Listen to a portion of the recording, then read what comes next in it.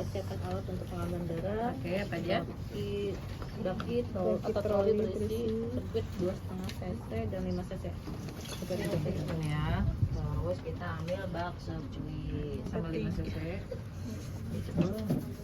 Spek 3, spek 5. Lalu kita siapkan untuk yang pengambilan. Lalu kita ambil heparin yang ini kita siapin tadi di bawah. Karena sama juga kita dipindahkan saja ke atas. Terus apa lagi? Kapas alkohol atau alkohol spek. Kapas alkohol tadi udah ya. Perlak Ambil aja ke sini. udah tadi. Gabusnya. Terus perlak lagi. Perlak lagi, gabus.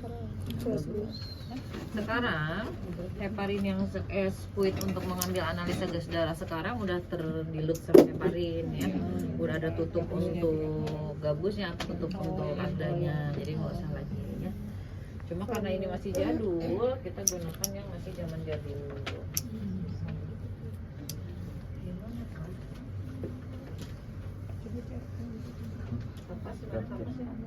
Cakapan dikit ya, ngeri itu mah. Sekuit, alkohol suap, heparin, terus Foam lab, sarung tangan bersih dan formulir. nah, Iya, sarung tangan bersih dan foam lab. bengkok lab, bengkok pakai yang ini ya, kita ambil ya. Jadi kalau udah ada di sini jangan ngambil lagi. Foam lab. Ya.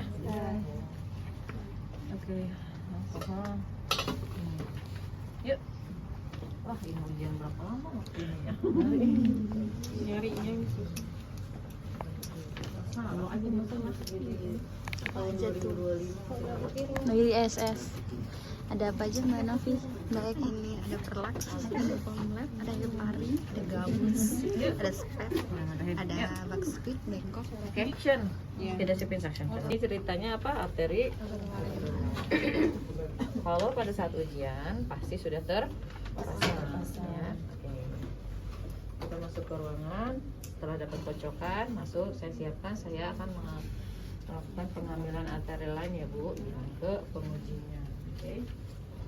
Saya sudah siapkan untuk pemasangan arteri lain. Nanti kalian sebutkan aja alatnya apa. Lalu ini adalah untuk pengambilan arteri lain. Sebelum saya mulai, saya akan jelaskan dulu kepada cuci tangan sambil mikir ya. Mikir cuci tangan sambil ya. Oke, bacakan.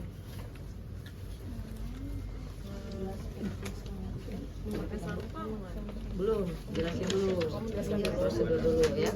Pas jadi kalau pada saat ujian dibalik ya, kita menjelaskan dulu ke pasiennya, karena kalau pada saat ujian pas dapat kocokan kalian langsung nyiapin alat ya, nggak ke pasien dulu.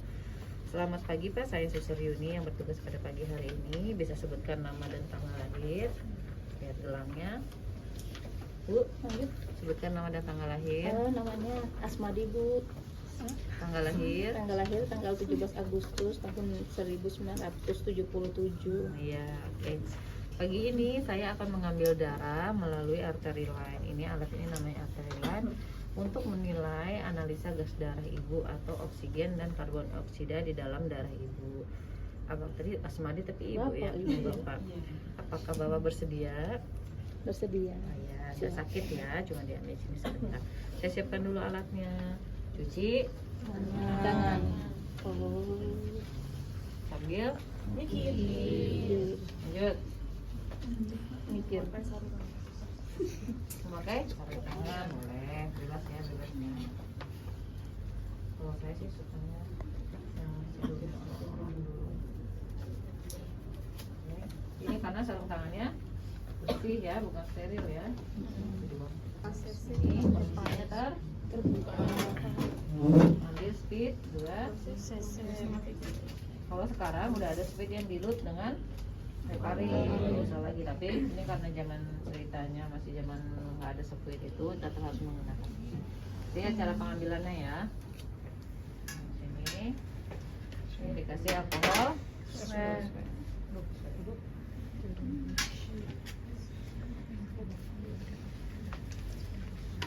Alkohol.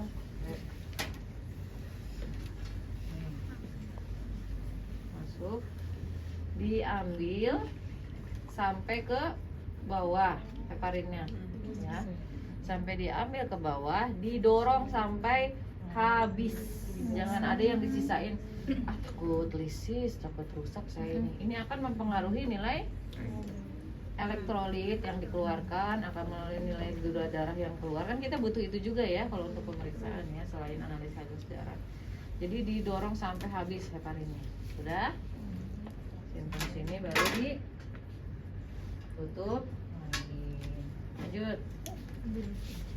Memasang perlak dua tangan pasien. Tutup gini deh. Oke. Terus Memasang kasa di bawah three-way stop top. masang. Kasa di bawah.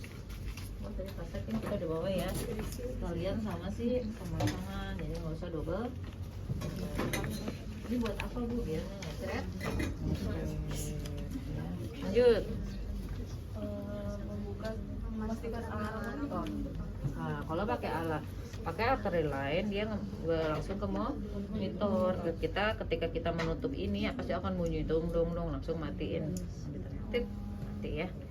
Terus Membuka three-way stop top ke arah pasien. oke, gini ya.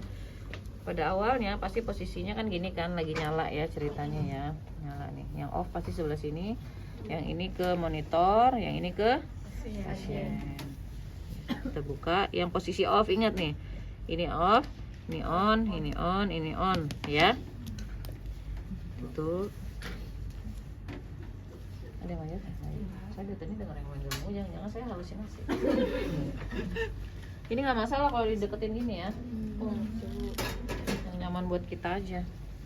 Di swipe. Ini kan tetap kasanya. Ambil. Lihat. Ambilnya berapa? 2 sampai 3 cc. Lihat posisinya ditahan ujungnya karena dia akan mendorong. Kalau arteri tutup ke arah obat ya, yang pasiennya akan terbuka. Nah, lalu diambil 2 sampai 3 siji loro telu. Posisinya selanjutnya adalah sudut 45. Apa 45 derajat ini yang keluar ujian? 45 derajat apakah itu? Sudut di mana semua lubang tertutup. Ya. Baik obat maupun udara maupun pasien adalah sudut 45. Tidak tercampur lagi. Yes, betul. Masuk sini. Ya. Masukin sini. Ambil. Lalu ditahan bawahnya, jangan kita sibuk atas ini ngurus nanti ya. Tutup lagi ke tadi. Ambil berapa? Kurang lebih 1 sampai 2 cc boleh. Lalu posisi 45. Lalu tutup. Ketika ada udara, misalkan di sini ada udara, jangan ditarik, baru didorong. Tidak boleh. Misalkan begini, ada udara nih, ada sisa, langsung aja dorong. Ya, keluarkan udaranya dengan posisi tegak, lurus. Saya sering analisa gas darah, ditarik dulu, lalu dorong. Itu kita kan mencampur udara luar. Kita memeriksa analisa gas darah supaya akurat, nggak boleh. Ya, kita dorong aja nggak apa-apa. Orang 1 cc aja masih bisa membaca semua. Oke, udah begini, ambil, lalu di. Kalau zaman sekarang udah nggak pakai ini, ya. Ih.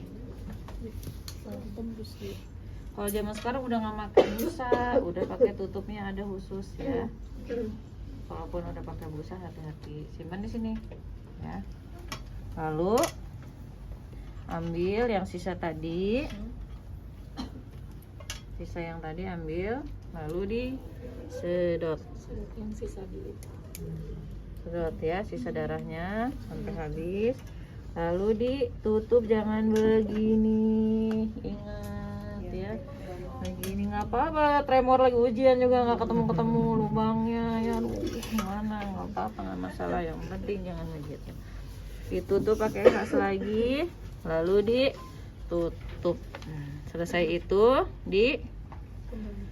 balikin lagi ke awal. Kalau masih ada sisa darah, kita flash pakai kupingnya hemodinamik. Dia kan ada urus FFP ini ya.